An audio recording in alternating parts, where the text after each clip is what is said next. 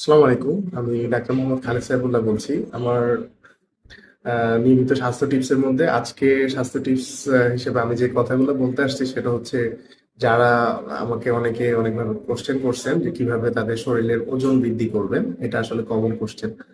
তো যেটা হলো ওজন বৃদ্ধি করার যে কমন যে উপায়গুলো আছে তার মধ্যে আহ, বিশেষ কিছু উপায় আছে যেগুলো আসলে খুব দ্রুত ওয়েটটা আপনার মেনটেন্যান্সের মধ্যে পাশাপাশি হচ্ছে ওয়েটটা গেইন করা যায়। সেক্ষেত্রে আপনাকে টোটাল ডেইলি এনার্জি বা যে এটা আছে এটা ক্যালকুলেশন করাটা খুবই জরুরি। পাশাপাশি আপনাকে হচ্ছে ডেইলি যে নর্মাল যে খাবারগুলো খান তার সাথে 300 থেকে 500 ক্যালোরি মতো মেনটেনেন্স নাম্বার আপনাকে অ্যাড করতে হবে, যেটা আপনাকে প্রতিদিন 0.5 থেকে 1 পাউন্ড পরিমাণে ওয়েট প্রতি সপ্তাহে গেইন করতে আপনাকে হেল্প করবে।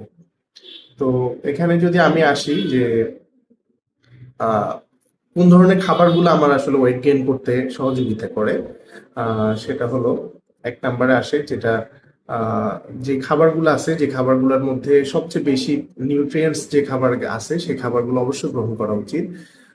আরেকটা খাবার আছে যেটা আমি বলি, সেটা হলো যে হাই প্রোটিন যে খাবারগুলো আছে, যে বিশেষ করে বিভিন্ন ধরনের নাটস, এমন অ্যালমন্ডস, তারপরে হচ্ছে কাজু, এই ধরনের বাদাম, তারপরে বিভিন্ন পিনাট বাটার্স, বাদামের যে বাটার গুলো আছে সেই বাটার গুলা, এবং বেশ কিছু কার্বোহাইড্রেট আছে বিশেষ করে যেগুলো লাল আটা বা হোল গ্রেন ব্রেড যেগুলো আছে, বিশেষ করে লাল কালারের যে ব্রেডটা, পাস্তা, এবং বিভিন্ন ওটস, এবং যে বাদামি যে চাউল আছে সেই চাউলটা আপনি খেতে পারেন। আর দ্বিতীয়ত যদি আমি মাংসের মধ্যে আসি তাহলে চিকেনের যে ব্রেস্ট পিস আছে সেই পিসগুলা, এবং হচ্ছে ইয়োগার্ট, বিভিন্ন চিজ, প্রোটিন পাউডার, যেটা আসলে অনেকে গ্রহণ করতে পারেন, যেটা শরীরের হেলথ গ্রো করার ক্ষেত্রে অনেক বেশি ভূমিকা রাখে। এবং যে কথাটা বলা লাগে সেটা হচ্ছে যে খুব ফ্রিকুয়েন্টলি আপনাকে খাবার খেতে হবে, যেমন অ্যাটলিস্ট পুরা দিনের মধ্যে 3টা হেভি মিল আপনাকে নিতে হবে, যারা এবং তার মধ্যবর্তী সময় 5 থেকে 6টা আপনার স্ন্যাক্স, বিভিন্ন আহ, যে মিট আইটেমটা এটা পুরো দিনের মধ্যে নিতে হবে।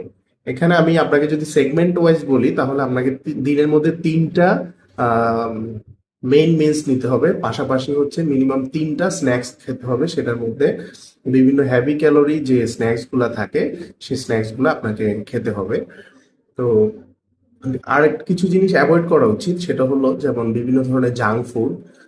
আমরা যে বিভিন্ন টাইপের হচ্ছে খাবারগুলো খেয়ে থাকি, যে